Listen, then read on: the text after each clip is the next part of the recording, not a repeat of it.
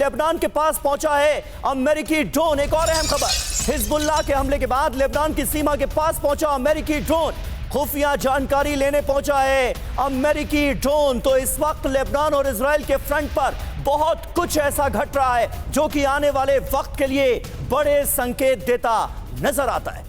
और देखिए, इस बीच एक और बड़ी खबर आ रही है हिजबुल्लाह के हमले को लेकर। हिजबुल्लाह को अब इजराइल की तरफ से बड़ी धमकी दे दी गई। अब गेंद हिजबुल्लाह के पाले में, हर एक्शन का अब करारा जवाब दिया जाएगा। यानी इस बयान से आप समझिए कि इजराइल कितना आग बबूला हो गया और किस तरह का एक्शन और कितना इंटेंसिफाइड ये जो ऑफेंसिव है वो हो सकता है हिजबुल्लाह के खिलाफ, लेबनान के खिलाफ। जी हाँ, और देखिए इस वक्त एक और अहम खबर, हिजबुल्लाह के हमले के बाद आईडीएफ पूरी तरह से अलर्ट मोड में।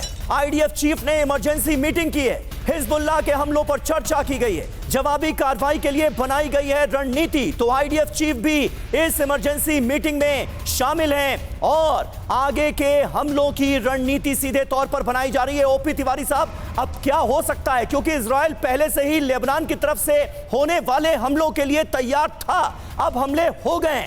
हिजबुल्लाह ने बड़ा जख्म देने की कोशिश की है इजराइल को। इसका जवाब क्या देखते हैं, क्या हो सकता है अब इजराइल की तरफ से? समीर, इजराइल इसका जवाब तो देगा, अवश्य देगा, लेकिन किस वक्त देगा? बिकॉज एक सरप्राइज जो एलिमेंट होता है किसी भी वॉर में सबसे इंपॉर्टेंट होता है।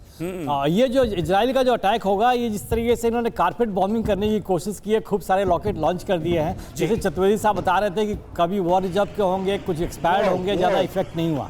ज़्यादा अगर नुकसान हुआ होता है इजराइल का तो अभी काफ़ी हवा तोबा बच गया होता। ये जो है इतनी प्रिसिशन नहीं है, इनकी स्ट्राइक इतनी तगड़ी नहीं है जो डैमेज कर सके। लेकिन इजराइल का जो है, इजराइल के जो भी बॉम्ब्स या टारगेट या रॉकेट फायर करता है, ये एक प्रिसाइज इंटेलिजेंस के ऊपर फायर करता है ताकि वो बेकार ना जाए और टारगेट डिस्ट्रॉय करे। जैसा अभी आप बता रहे थे कि अमेरिकन ड्रोन्स वहाँ घूम रहे हैं, तो ये इंटेलिजेंस फीडबैक जब करेक्ट रूप से इनके पास मिल जाएगा कि इनके एम्यूनेशन डिपो कहाँ पर है, ये स्टोर्ड कहाँ पर है, उसको डिस्ट्रॉय करना इजराइल के लिए एक महत्वपूर्ण कदम होगा। अब मेरे ख्याल से इजराइल इसी का इंतजार करेगा कि जब से कंफर्म इंटेलिजेंस रिपोर्ट आ जाए कि कहाँ पर क्या है। लीडर्स को मारना इंपॉर्टेंट है ही, लेकिन ये मोर इंपॉर्टेंट टू डिस्ट्रॉय दो इनके एम्यूनेशंस और रिजर्व्स जिससे फायर कर रहे हैं। अभी इजराइल ने जो भी ईरान के कहने पर जैसे भी हिजबुल्लाह ने किया हुआ, इसका असर तो पड़ रहा है, लेकिन इजराइल इस बार छोड़ेगा नहीं। बिकॉज इस तरीके सिविलियन डैमेज हो रहे थे, क्योंकि 2005 और 6 में जो इनकी अंडरस्टैंडिंग थी हिजबुल्लाह और इजराइल में कि सिविलियन टारगेट्स नहीं करेंगे, तो इन्होंने वो छोड़ दिया, उसको त्याग कर दिया है। तो अब इससे सदर्न लेबनान में अगर सिविलियन का डैमेज भी हो तो इजराइल इसके लिए बारे में ज़्यादा नहीं सोचेगा, बिकॉज ये गलती हिजबुल्लाह ने पहले कर दी। बिल्कुल सर, और एक बार फिर से क्योंकि बताया जा रहा है ओपी तिवारी सर कि इस बार भी कई रिहायशी इलाकों को टारगेट पर लिया गया था और अब देखना होगा कि क्या इसी तरह से बड़े हमलों को अंजाम अब लेबनान के ऊपर भी दिया जाएगा। हिजबुल्लाह के ठिकानों पर एक और बड़ी खबर, रॉकेट हमले के बाद हिजबुल्लाह का दावा, इजराइल को बड़ा नुकसान पहुंचा है। नागरिकों की मदद के लिए हेलीकॉप्टर पहुंचे हैं, मदद के लिए आईडीएफ को हेलीकॉप्टर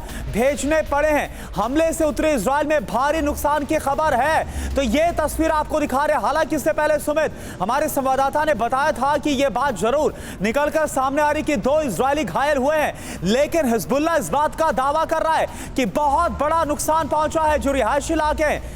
ये दावा है हिजबुल्लाह की तरफ से, और साथ ही ये हेलीकॉप्टर की जो तस्वीरें हम आपको दिखा रहे हैं, ये दावा है कि मदद के लिए आईडीएफ को हेलीकॉप्टर तक भेजने पड़े। उत्तरी इजराइल में भारी नुकसान पहुंचा है हिजबुल्लाह के हमले से।